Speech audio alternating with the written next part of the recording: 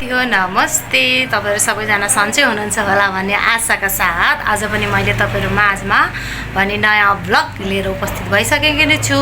अहिले नजदिकै गरेको बडा दशैंको शुभकामना यहाँहरुमा मेरा देश विदेश रहनुभएका दाजुभाइ दिदीबहिनी आमा बुवा मामा माइजू सबैजनालाई भने र तथा मेरा युट्युब फ्यामिली साथीहरुलाई पनि ह्यापी दशैं भन्दै आजको भ्लग भने म स्टार्ट गर्दै गइरहेको छु।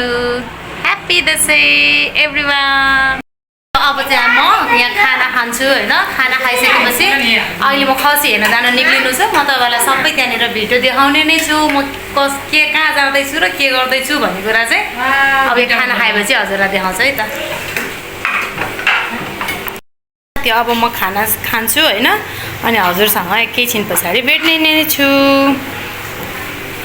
यहाँ चाहिँ हामी सबैजना सँगै बसेर खाना खाइरहेका छौं है। अनि यसपछि चाहिँ खसी हेर्न जान्छौं। पनि यहाँनिर चाहिँ खसी हेर्न आएको छु है। अब चाडपर्व दशैं यसपालि हाम्रो त छैन, त्यही पनि यसो खसीको मासु चाहिँ यहाँ हेर्न आएको छु। यो चाहिँ मेरो मम्मीहरूले चाहिँ खाना भएर हेर्दै भन्नुभएर म चाहिँ खसी खान आएको छु। खसीको यति घुइँचो छ कि आफै अलमले चाहिँ फुल दानी यस्तो छ।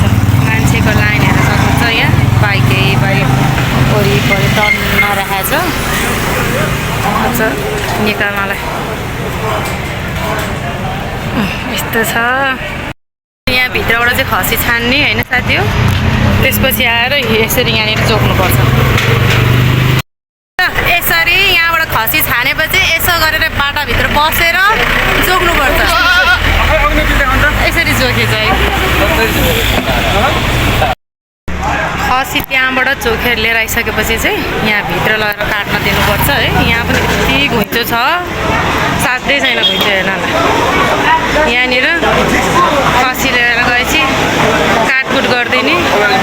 घुइँचो हेर्नु न साथीहरू, घुइँचो के यस्तो पाइलोटेको ठाउँ छैन। अब त्यो खसीलाई कुर्नलाई केही न नि 2-3 घन्टा जति लाग्छ। माहौल भनेको यहाँनिर यस्तो छ। यहाँदेखि भित्र टन्न मान्छे बसिकन यहाँ हेर्न सक्नुहुन्छ त सबैजनाले। सिलिनीको तपाईँहरू हेर्न सक्नुहुन्छ माहौल कहाँदेखिको कहाँसम्मको यो बाइकहरू राखेर पुरै बाटोभरि नै बाइकहरू छ। दसैँ भने चाहिँ यस्तो खसी पसलमा पो आउँछ त। यिनी हुन् साउने यहाँ दसैँलाई यसरी लागिरहेछ। कतिको लागिरहेछ दसैँ?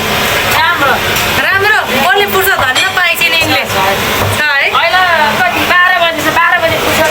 12 बजे फुर्सद, त्यसपछि फेरि प्याक हुन्छ। उहाँले चाहिँ मेरो खसी चाहिँ पिस बनाएर चटक्क बनाएर खसी काटिसकेको छ। बनाएर चाहिँ अब मलाई दिनुहुनेछ।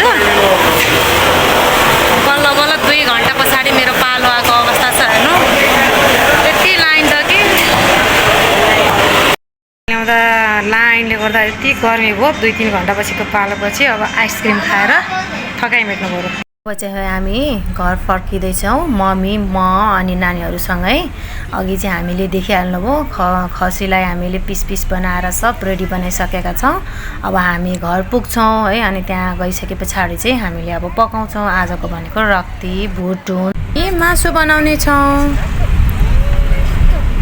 देख्न सक्नुहुन्छ मैले चाहिँ मेरो अगाडि कुक ल्याइसक्यो भने त्यस्तै गरी चिउरा अचार मासु भुटन रक्ती। आज हाम्रो डिनर यही हो। डिनर खान्छु हजुरसँग भोलि भेट्ने छु है। मर्निङ साथी हो है। म चाहिँ नुहाइ धुवाइ गरेर तपाईँहरू माझमा आइसकेको छु है। अनि यसपालि चाहिँ के हाम्रो दसैँ चाहिँ छैन होइन। त्यही पनि अब नुहाइ धुवाइ गरेर हल्का फुल्का रेडी भएर त बस्नै पर्यो होइन। त्यही भएर चाहिँ म नुहाएर आइसकेँ। अब यस पछाडि के हुन्छ भन्ने कुरा त म हजुरलाई देखाउँदै छु। अनि नुहाइसकेर आउनु पाएको छैन। चिया पनि आइसक्यो। अब म चिया खान्छु अनि रेडी भएर हजुर मार्फत आउने नै छु है त साथी हो। बाई। म रेडी भएर आइसकेको छु। अब खासै म तपाईँ के रेडी भन्नु, उही मेरो सधैँ गर्ने स्किन केयर अब मोइस्चराइज अनि यही क्रिम यहाँ देख्न सक्नुहुन्छ सानो एउटा टिका छ अनि रेड लिपस्टिक। अब यतिको त माहौल त चाहिने भयो, दसैँको माहौल छ होइन, यतिको रेडी हुनै पर्यो। अब यसपालिको हाम्रो दसैँ त छैन अनि त्यही पनि यतिको रेडी भएर आएको पाहुनाहरूलाई स्वागत गर्ने, बस्ने, खाने, भाँडा माझ्ने यस्तै गरेर दिनमजदुरी चलिरहेको छ मेरो। अनि फेरि अलिक छिनपछि भेट्यौँ है त भने हाम्रो चाहिँ घरमा टिका सुरु भइसकेको छ अनि यहाँ चाहिँ अब साइदको टिका लाउनु पर्यो नि त सबैभन्दा फर्स्ट। अनि त्यही भएर बुबाले चाहिँ पहिला मम्मीलाई आफ्नो साइदको टिका लगाइदिनुहुन्छ है। अनि यो साइदको टिका लगाइसकेपछि बुबा र मम्मी आफ्नो ससुरालीमा जानुहुन्छ। अनि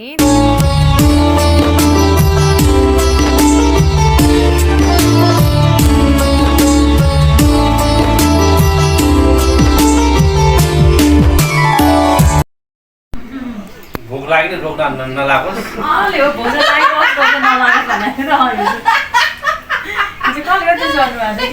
खाना पाइन्छ रोग चाहिँ नलाग्नु राम्रो होस्, पटक दियोस्, विदेश राम्रोसँग होस्। छिटै अस्ट्रेलिया कुदोस्, दिदीलाई आइफोन पठाइदियोस्। म गर्छु मेरो नातिनीलाई, मेरो नातिनी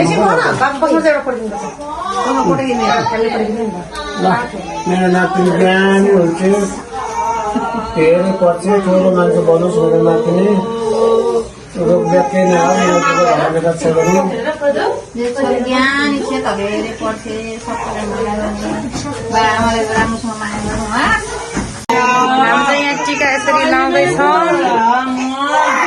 साइडमा हाम्रो पुन्टे रोँदैछ, सानी पुन्टे अलिक टिका छैन, सानबीले दक्षिणा मात्रै पाइरहेकी थिए। भने चाहिँ बुबा, ज्वाइँ, बहिनी, मम्मी है यो वर्षको टिकालाई सम्पन्न गरेर बस्नुभएको छ। हो विथआउट टिका एन्ड दसैँ चाहिँ मेरो यसरी नै बिताएँ होइन। हजुरहरूको चाहिँ रमाइलो भयो भन्ने आशाका साथ अब चाहिँ मेरो भिडियोलाई चाहिँ बढीभन्दा बढी चाहिँ सब्सक्राइब गरिदिनु हुन र लाइक, सेयर, कमेन्ट पनि गरिदिनु होला। Bye guys, take care.